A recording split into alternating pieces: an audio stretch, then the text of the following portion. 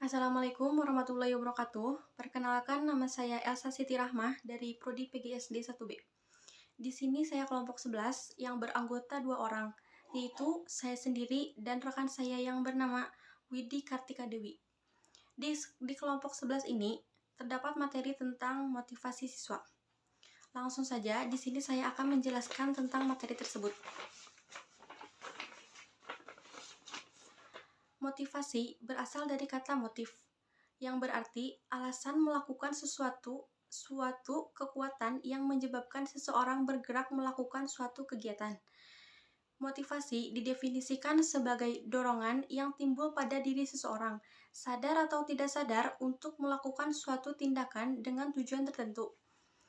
Dapat disimpulkan bahwa motivasi adalah suatu proses perubahan tenaga dalam dari individu yang memberi kekuatan baginya untuk bertingkah laku dalam usaha mencapai tujuan belajarnya.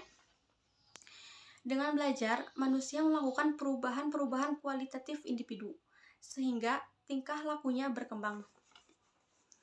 Menurut Nana Sujana, bahwa belajar merupakan suatu proses yang ditandai dengan adanya perubahan yang ada dalam diri seseorang.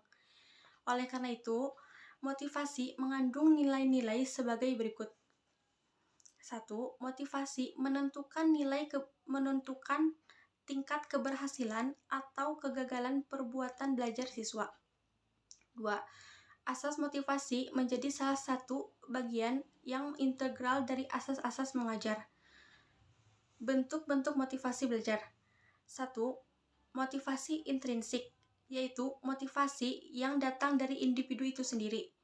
Kedua, motivasi ekstrinsik, yaitu motivasi yang datang dari lingkungan sekitar. Materi selanjutnya akan dilanjutkan oleh Saudari Widi. Assalamualaikum warahmatullahi wabarakatuh. Perkenalkan, saya Widi Kartika Dewi dari kelas 1B Prodi PGSD. Di sini saya akan melanjutkan tadi rekan saya yang sudah menjelaskan. Sekarang saya akan menjelaskan tentang upaya meningkatkan motivasi belajar. Nah, adapun upaya untuk meningkatkan motivasi belajar anak atau murid dalam kegiatan belajar di sekolah, yaitu yang pertama, memberi angka atau nilai. Dalam hal ini sebagai simbol dari nilai kegiatan belajarnya. Pemberian nilai yang tinggi akan meningkatkan motivasi belajar siswa. Begitu juga pemberian nilai yang rendah, dia akan mendapat motivasi belajarnya supaya lebih giat lagi agar mendapatkan nilai yang tinggi. Kemudian yang kedua, hadiah. Hadiah dapat menjadi motivasi yang kuat di mana siswa tertarik pada bidang tertentu yang akan diberikan hadiah. Nah gitu. Kalau kita misalkan kita mempunyai hadiah gitu buat yang misalkan yang nilai yang betul semua nanti bakal dikasih hadiah. Nah, itu akan jadi motivasi untuk siswa. Terus yang ketiga, kompetisi persaingan. Kompetisi persaingan baik yang individu atau kelompok dapat menjadi sarana untuk meningkatkan motivasi belajar. Kemudian yang keempat ada ulangan. Ulangan akan membantu untuk giat belajar kalau mengetahui akan diadakannya ulangan.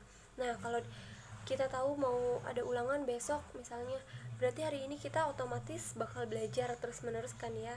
Nah, itu juga salah satu upaya untuk meningkatkan motivasi belajar. Tetapi ulangan juga jangan terlalu sering dilakukan. Nanti kesannya akan membosankan dan akan terlihat sebagai rutinitas belaka. Selanjutnya ada evaluasi pembelajaran untuk mengetahui hasil-hasil belajar bisa dijadikan sebagai alat motivasi. Selanjutnya ada pujian. Pujian apabila ada siswa yang berhasil menyelesaikan tugasnya dengan baik, maka perlu diberikan pujian. Pujian adalah bentuk reinforcement yang positif dan memberikan motivasi yang baik bagi siswa. Pemberiannya juga harus pada waktu yang tepat sehingga akan memupuk suasana yang menyenangkan dan mempertinggi motivasi belajar serta sekaligus akan membangkitkan harga diri. Dan yang terakhir ada hukuman yaitu kebalikan dari tadi ya, hadiah gitu, yang berarti membentuk reinforcement yang negatif, tetapi jika diberikan secara tepat dan bijaksana bisa menjadikan alat motivasi. Nah, berdasarkan pendapat para ahli, dapat simpulkan bahwa upaya peningkatan motivasi belajar siswa dapat dilakukan berbagai cara. Salah satunya memberi kesempatan siswa untuk terlibat dalam pengalaman pembelajaran. Hal ini dapat dilakukan oleh guru dengan membentuk pelajaran yang menarik dan memanfaatkan media pembelajaran yang ada. Baik, selanjutnya saya akan menjelaskan tentang fungsi motivasi dalam belajar. Motivasi menurut Umar Hamelik meliputi sebagai berikut. Yang pertama, mendorong timbulnya kelakuan atau suatu perbuatan. Tanpa motivasi, maka tidak akan timbul sesuatu perbuatan seperti belajar. Yang kedua, motivasi berfungsi sebagai pengarah, artinya mengarahkan perbuatan ke pencapaian tujuan yang diinginkan. Yang ketiga, motivasi berfungsi sebagai penggerak. Ia berfungsi sebagai mesin bagi mobil ibarat Winkel sebelum ini. Besar kecilnya motivasi akan menentukan cepat atau lambatnya suatu pekerjaan. Nah, itu motivasi, fungsi motivasi menurut Umar Hamelik ya. Dan sekarang kita lanjut ke unsur-unsur yang memengaruhi motivasi belajar. Di antaranya yang pertama ada cita-cita atau aspirasi. Motivasi belajar tampak pada keinginan anak sejak kecil. Keberhasilan mencapai keinginan tersebut menumbuhkan kemauan bergiat, bahkan di kemudian hari cita-cita dalam kehidupan. Dari segi emansipasi kemandirian, keinginan yang terpuaskan dapat memperbesar kemauan dan semangat belajar. Dari segi pembelajaran, penguatan dengan hadiah atau juga hukuman akan dapat mengubah keinginan menjadi kemauan dan kemudian kemauan menjadi cita-cita. Nah, ini tadi ada sangkut pautnya sama upaya yang memberikan hadiah dan hukuman itu. Kemudian yang kedua, kemampuan siswa. Kemampuan siswa, keinginan seorang anak perlu dibarengi dengan kemampuan atau kecakapan mencapainya. Kemampuan akan memperkuat motivasi anak untuk melaksanakan tugas-tugas perkembangan. Terus selanjutnya yang ketiga ada kondisi siswa. Kondisi siswa yang meliputi kondisi jasmani dan rohani sangat mempengaruhi motivasi belajar. Ya, kalau kita lagi sakit, mana ada semangat belajar ya.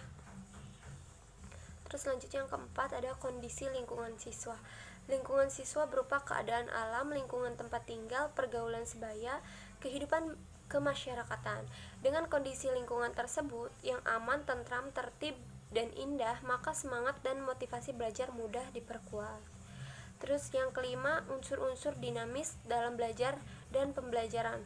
Siswa memiliki perasaan, perhatian, kemauan, ingatan, pikiran yang mengalami perubahan berkat pengalaman hidup.